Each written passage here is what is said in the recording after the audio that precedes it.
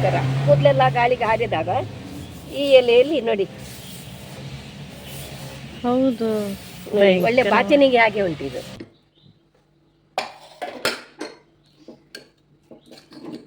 ಆಗ ಈ ಕಾಯಿಯಿಂದ ಎಣ್ಣೆ ತೆಗೆದು ದೋಸೆ ಎಲ್ಲ ತೆಗಿಲಿಕ್ಕೆ ಅದರ ಎಣ್ಣೆಯನ್ನು ಯೂಸ್ ಮಾಡ್ತಿದ್ರು. ಎಲ್ಲರಿಗೂ ನಮಸ್ಕಾರ, ಸಕ್ಕಡಾಂಕೈ ನಮಸ್ಕಾರ. ಯಾವುದೇ ಒಗ್ಗರಣೆಯನ್ನು ಹಾಕದೆ, ನೀರುಳ್ಳಿಯನ್ನು ಉಪಯೋಗಿಸದೆ, ಎಣ್ಣೆಯನ್ನು ಉಪಯೋಗಿಸದೆ ಝಟ್ಪಟಾಗಿ 2 ನಿಮಿಷದೊಳಗೆ ಕೂರ್ಮಾ, ಅದೇ ರೀತಿ ಗೀ ರೈಸ್ ಮಾಡುವಂಥದ್ದನ್ನು ಇಂದಿನ ವಿಡಿಯೋದಲ್ಲಿ ನಾನು ನಿಮಗೆ ಕಲಿಸ್ತಾ ಇದ್ದೇನೆ. ನಮಗೆ ಹೇಗಪ್ಪ ಅಂತೇಳಿ ಹೇಳಿದ್ರೆ, ಝಟ್ಪಟಾಗಿ ಅಡಿಗೆ ಕೂಡ ಮುಗಿಬೇಕು, ತುಂಬ ರಗಳೆ ರಾಮಾಯಣವೂ ಆಗಬಾರ್ದು, ಟೇಸ್ಟ್ ಕೂಡ ತುಂಬ ಒಳ್ಳೆಯದಾಗಬೇಕು. ಸೊ ಅಂಥ ಬೇರೆ ಬೇರೆ ಟ್ರಿಕ್ಸನ್ನು ಕೇಳಿ ಉಪಯೋಗಿಸಿ ಅದನ್ನು ಅದು ಟೇಸ್ಟಿ ಆಗ್ತದೆ ಅಂತೇಳಿ ಹೇಳಿ ಆದ ಮೇಲೆ ನಾನು ಈಗ ನಿಮ್ಮ ಮುಂದೆ ಈ ಒಂದು ವಿಡಿಯೋವನ್ನು ತರ್ತಾ ಇದ್ದೇನೆ. ಸೊ ನನ್ನ ಮಾಮ, ರಾಧಾಕೃಷ್ಣ ಮಾಮ ಅಂತೇಳಿ ಹೇಳಿದ್ರು.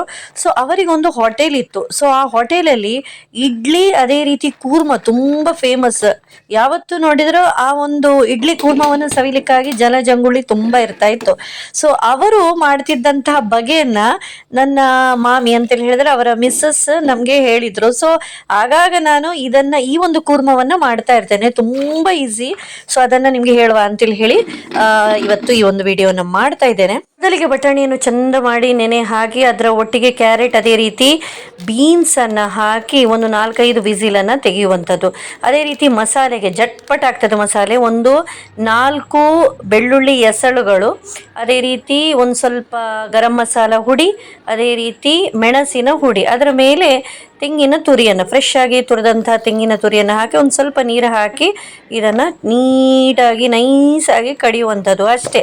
ಇಲ್ಲಿಗೆ ಮಸಾಲೆ ಆಗಿ ಹೋಯಿತು. ಎಷ್ಟು ಟೇಸ್ಟ್ ಆಗ್ತದೆ ಅಂತೇಳಿ ಹೇಳಿದರೆ ನಿಮ್ಗೆ ಎಕ್ಸ್ಪ್ಲೇನ್ ಮಾಡ್ಲಿಕ್ಕೆ ಆಗ್ತಾ ಇಲ್ಲ ನೋಡಿ. ಇದಕ್ಕೆ ಮತ್ತೆ ಒಗ್ಗರಣೆ ಸಹ ಏನೆಲ್ಲ ಕೊಡ್ಲಿಕ್ಕಿಲ್ಲ, ಡೈರೆಕ್ಟಾಗಿ ಇಷ್ಟೇ ಇಲ್ಲಿ ಆಗಿ ಹೋಯಿತು. ನಮ್ಮ ಮನೇಲಿ ಹೇಗಪ್ಪ ಅಂತೇಳಿ ಹೇಳಿದ್ರು, ಸ್ವಲ್ಪ ತೆಳು ಕೂರ್ಮ ಎಲ್ಲರಿಗೂ ಕೂಡ ಇಷ್ಟ. ಸೊ ತೆಳುವಾಗಿ ಮಾಡಿದ್ದೇನೆ, ಬಟ್ ಟೇಸ್ಟ್ ಅಂತೂ ಸೂಪರ್.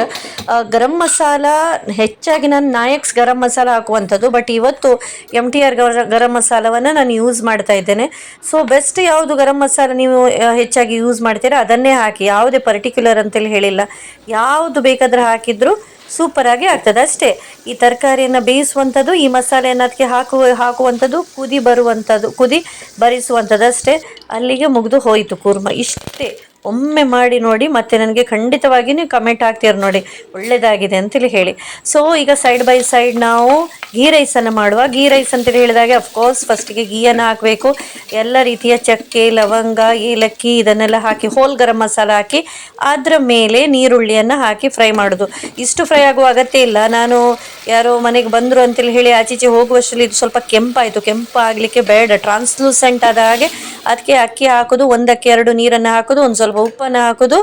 ಎಷ್ಟು ಒಂದು 3-4 ವಿಸಿಲನ್ನು ಕೂಗಿಸಿದರೆ ನಮ್ಮ ಕುಕ್ಕರ್ನಲ್ಲಿ ಈ ಒಂದು ಗೀ ರೈಸ್ ರೆಡಿ ಆಗ್ತದೆ. ಆಗಿ ಹೋಯಿತು ಇಷ್ಟೇ. ಸುಮಾರು ಒಂದು 10 ನಿಮಿಷ ನಿಮಗೆ ಮ್ಯಾಕ್ಸಿಮಮ್ ನಿಲ್ಲಬೇಕಾದಿತ್ತು, ಅದು ಕೂಡ ತರಕಾರಿ ಎಲ್ಲ ಕಟ್ ಮಾಡಲಿಕ್ಕೆ. ಇಲ್ಲಿಗೆ 2 ಕೂಡ ಅಡುಗೆ ಆಗಿ ಹೋಯಿತು.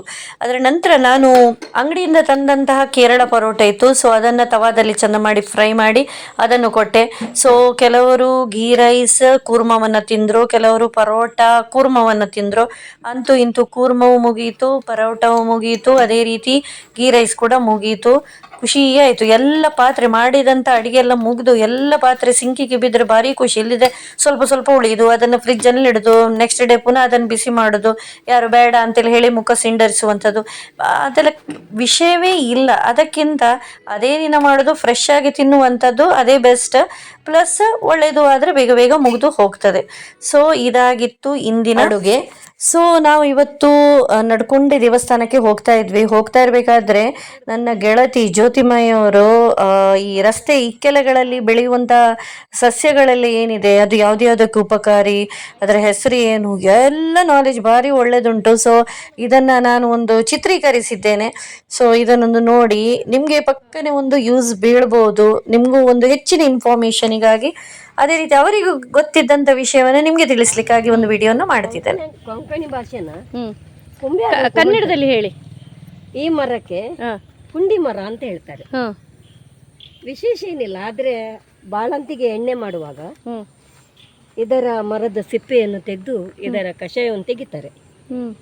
ಮತ್ತೆ ನಮ್ಮ ಹೊಸ ಅಕ್ಕಿ ಊಟ ಮಾಡುವಾಗ ನಮ್ಮ ಮೊದಲಿನವರು ಇದರ ಸಿಪ್ಪೆಯನ್ನೇ ಸಪೂರ ನೂನಿನಾಗೆ ಮಾಡಿ ಎಲ್ಲ ಅನ್ನದ ಮಡಕೆಗೆ ಎಲ್ಲದಕ್ಕೆ ಈಗ ಕಣಸ್ ಕಟ್ಟುದು ಅಂತ ಹೇಳ್ತಾರೆ, ಹಾಗೆ ಮಾಡ್ತಿದ್ರು. ಇದೇ ಮರದ ಇದರಿಂದ ನೂಲಿನಿಂದ. ಮತ್ತು ಬಾಳಂತಿಗೆ ಎಣ್ಣೆ ಮಾಡುವಾಗ ಈ ಮರದ ಸಿಪ್ಪೆ ಅಗತ್ಯವಾಗಿ ಬೇಕು. ಹೌದಾ? ಮತ್ತು ಈ ಮರದ ಸಿಪ್ಪೆಯನ್ನು ನೀವು ನೀರಲ್ಲಿ ಹಾಕಿ ಕುದಿಸುವಾಗ ರಕ್ತದ ಕಲರ್ ಬರ್ತದೆ. ಮತ್ತು ಪುಂಡಿಕಾಯಿ ಅಂತ ಉರುಟು ಕಾಯಿ ಆಗ್ತದೆ.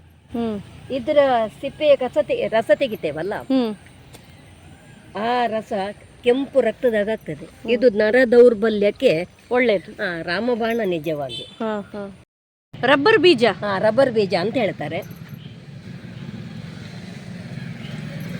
ನಾವು ಸಣ್ಣ ಇರುವಾಗ ಅದರ ಬೀಜಗಳನ್ನು ತಿಂತಿದ್ದೆವು. ಇದೆ ಅಲ್ವಾ? ಅದರ ಬೀಜ ಅಂದ್ರೆ ಒಂದು ಉರುಟು ಕಾಯಿ ಹಾಗೆ ಆಗ್ತದೆ. ಅದನ್ನು ಒಡೆದಾಕಿದ್ರೆ ಅದರ ಒಳಗೆ ಕಪ್ಪಿಗೆ ಬೀಜ ಸಿಗ್ತದೆ. ಅದು ಕಡಕ್ಕಿರ್ತದೆ. ಪುನಃ ನಾವು ಕಲ್ಲಲ್ಲಿ ತುಂಡು ಮಾಡಿ ಅದನ್ನು ತಿಂತಾ ಇದ್ದೆವು. ಇದೇ ನೋಡಿ, ಅದು ರಬ್ಬರ್ ಬೀಜದ ಮರ. ಕೊಂಕಣಿಯಲ್ಲಿ ಕರ್ವತೆ ಪಾಲು ಅಂತ ಹೇಳ್ತಾರೆ. ತುಳುವಿನ ಏನ್ ಹೇಳ್ತಾರೆ ಅಂತ ನನ್ಗೆ ಗೊತ್ತಿಲ್ಲ. ಆದ್ರೆ ಈ ಮರದ ಎಲೆ ಉಂಟಲ್ಲ, ದನ ಕರು ಹಾಕಿದಾಗ ಅದು ಕಜಲ್ ಬೀಳ್ಲಿಕ್ಕೆ ತುಂಬಾ ಹೊತ್ತಾದ್ರೆ ಈ ಮರದ ಎಲೆಗಳನ್ನು ತಂದು ದನಕ್ಕೆ ತಿನ್ಲಿಕ್ಕೆ ಹಾಕ್ತಾರೆ. ಆಗ ಅದು ಕಜಲ್ ಬೀಳ್ತದೆ. ಇದೇ ಮಾಯಿಯವರು ಹೇಳಿದ ಕಜಲ್ ಗಿಡ, ಕಜಲ್ ಬೀಳುವ ಎಲೆ. ಆಗ ಇದರ ಎಲೆ ತೆಗೆದು ಕೂದಲನ್ನು ಹೀಗೆ ಬಾಚಿಕೊಳ್ತಾ ಇದ್ದೇವೆ. ನೋಡಿ ನೋಡ, ಮತ್ತೊಂದು ತೆಗೀರಿ. ನೋಡಿ, ಈ ಎಲೆಯನ್ನು ನಾವು ಸಣ್ಣ ಇರುವಾಗ ಆಟಕ್ಕೋಸ್ಕರ ಕೂದಲೆಲ್ಲ ಗಾಳಿಗೆ ಹಾರಿದಾಗ ಈ ಎಲೆಯಲ್ಲಿ ನೋಡಿ, ಹೌದು, ಒಳ್ಳೆ ಬಾಚನಿಗೆ ಹಾಗೆ ಉಂಟು. ಇದು ಕೈಯಲ್ಲಿ ಮುಟ್ಟಿದರೆ ದರ್ಗುಂಟು, ದನದ ನಾಲಗೆ ಹಾಗೆ ಉಂಟಿದು. ಹೌದೌದು. ಹಾಗಾದ್ರೆ ಪಕ್ಕನೆ ಒಂದು 2-3 ತಗೊಂಡ್ರು ನಮ್ಗೆ ಬಾಚಲಿಕ್ಕೆ ಆಗ್ಬೋದಲ್ಲ. ಇದಕ್ಕೆ ಕೊಂಕಣಿಯಲ್ಲಿ ಹೊಡೆತೈಕಿಳ ಜಾಡು ಅಂತ ಹೇಳ್ತಾರೆ. ಹೊಡೆತೈಕಿಳ ಜಾಡು, ಕನ್ನಡದಲ್ಲಿ ದೊಡ್ಡ ಚಿಕ್ತೆ ಗಿಡ ಅಂತ ಹೇಳ್ತಾರೆ. ಇದರ ಎಲೆ ತುಂಬಾ ಕಹಿ ಉಂಟು. ಬಾಳಂತಿಗೆ ಎಣ್ಣೆ ಮಾಡುವಾಗ ಈ ಎಲೆಗಳು ಅಗತ್ಯ ಬೇಕು. ಇದರಿಂದ ನಿಮ್ಗೆ ಈಗ ಇದರ ರಸ, ಇದು ಕೈಗೆ ಎಲ್ಲಾದ್ರೂ ಗಾಯ ಆದ್ರೆ ಇದರ ಎಲೆಯನ್ನು ಹಿಂಡಿ ರಸ ತೆಗೆದು ಆ ಗಾಯಕ್ಕೆ ಹಾಕಿದ್ರೆ ರಕ್ತಸ್ರಾವ ಕೂಡಲೇ ಬಂದಾಗ್ತದೆ. ಆ ನಂತರ ನೋವು ಕೂಡ ಅಷ್ಟೇ ಬೇಗದಲ್ಲಿ ಕಮ್ಮಿ ಆಗ್ತದೆ. ನೋಡಿ, ಇದು ಗಣಪತಿ ಕಾಯಿ ಗಿಡ ಅಂತ ಹೇಳ್ತಾರೆ. ಗಣಪತಿ ಕಾಯಿ ಅಂತ ಯಾಕೆ ಹೇಳ್ತಾರೆ ಅಂತ ಹೇಳಿದ್ರೆ, ಇದರ ಗಣಪತಿಯ ಸೊಂಡಿಲಿನಾಗೆ ಒಳಗೆ ನೋಡಿ, ಇದು ತೊಗಟೆ ತೆಗಿಬೇಕು. ನಿಜವಾಗಿ ಆದರೆ ಗಣಪತಿಯ ಸೊಂಡಿಲಿನಾಗೆ ಹೀಗೆ ಬರ್ತದೆ. ಅದಕ್ಕೆ ಗಣಪತಿ ಕಾಯಿ ಅಂತ. ಕೊಂಕಣಿಯಲ್ಲಿ ಇದಕ್ಕೆ ದುಂಪಾಫಳ ಅಂತ ಹೇಳ್ತಾರೆ. ಮೊದಲಿನವರು ನೋಡ್ಲಿಕ್ಕೆ ಹೀಗಿರ್ತದಲ್ಲ, ಹೀಗಿರ್ತದೆ ಕಾಯಿ, ಗಣಪತಿ ಕಾಯಿ. ಆಯ್ತಾ? ಇದು ಯಾವುದಕ್ಕೆ ಯೂಸ್? ಇದು ಮೊದಲಿನವರು ಆಗ ಈಗಿನ ಹಾಗೆ ಪಾಮ್ ಎಣ್ಣೆ ಎಲ್ಲ ಇರ್ಲಿಲ್ಲ, ಸನ್ಫ್ಲವರ್ ಇರ್ಲಿಲ್ಲ, ತೆಂಗಿನೆಣ್ಣೆ ಸಹ ಅಷ್ಟಂತ ಇರ್ಲಿಲ್ಲ ಉಪಯೋಗ. ಸ್ವಲ್ಪ ತಲೆಗೆ ಹಾಕ್ಲಿಕ್ಕೆ ಮಾತ್ರ ಯೂಸ್ ಮಾಡ್ತಿದ್ರು. ಆಗ ಈ ಕಾಯಿಯಿಂದ ಎಣ್ಣೆ ತೆಗೆದು ದೋಸೆ ಎಲ್ಲ ತೆಗಿಲಿಕ್ಕೆ ಅದರ ಎಣ್ಣೆಯನ್ನು ಯೂಸ್ ಮಾಡ್ತಿದ್ರು. ನೋಡಿ, ಇದಕ್ಕೆ ಹೇಳುವಂಥದ್ದು ಸಜ್ಜನರ ಸಂಘ ಹೆಜ್ಜೆಯನ್ನು ಸವಿದಂತೆ ಅಂತ ಹೇಳಿ. ಸೊ ನಾವು ಬರೀ ವಾಕಿಂಗ್ ಹೋಗುವಾಗ ಇಂಥದ್ದೆಲ್ಲ ಮಾಡುವಂಥದ್ದು. ರಾಮಾಯಣ ಮಹಾಭಾರತದ ಕಥೆಗಳು, ಅದೇ ರೀತಿ ಈಗ ಅವರು ಹೇಳಿದ್ರಲ್ಲ, ಔಷಧೀಯ ಸಸ್ಯಗಳು, ಬೇರೆ ಬೇರೆ ಸಸ್ಯಗಳು ನಮ್ಮ ಹೋಗುವಾಗ ಸುತ್ತಮುತ್ತಲು ಇರ್ತದಲ್ಲ, ಅದರ ಬಗ್ಗೆ ಅದೇ ಮಾತಾಡೋದು ನಾವು. ಸೊ ಅಂತೂ ಇಂತೂ ನನಗಂತೂ ಇವತ್ತಿನ ದಿನ ತುಂಬ ಒಂದು ಗಿಡಗಳ ಬಗ್ಗೆ ಸಾಕಷ್ಟು ಮಾಹಿತಿ ಸಿಕ್ಕಿತು. ಸೊ ಜ್ಯೋತಿಮಾಯರು ಇನ್ನಷ್ಟು ಬೇರೆ ಬೇರೆ ಗಿಡಗಳ ಬಗ್ಗೆ ಎಲ್ಲ ಹೇಳ್ತಾ ಇದ್ರು, ಎಲೆಗಳ ಬಗ್ಗೆ ಎಲ್ಲ. ಸೊ ನಾನು ಹೇಳಿದೆ, ನೋಡೋಣ ನಮ್ಮ ವೀಕ್ಷಕರಿಗೆ ಇಷ್ಟ ಆದರೆ ಮುಂದಿನ ದಿನಗಳಲ್ಲಿ ನೆಕ್ಸ್ಟ್ ಪಾರ್ಟ್ 2 ಅಂತೇಳಿ ಹೇಳಿ ಮಾಡಿ ಇನ್ನಷ್ಟು ವಿಡಿಯೋಗಳನ್ನು ಹಾಕೋಣ ಮಾಯಿ ಅಂತೇಳಿ ಹೇಳಿ. ಸೊ ಇಂದಿನ ವಿಡಿಯೋನ ನಿಲ್ಲಿಸ್ತಾ ಇದ್ದೇನೆ. ಎಲ್ರಿಗೂ ಕೂಡ ನಮಸ್ತೆ.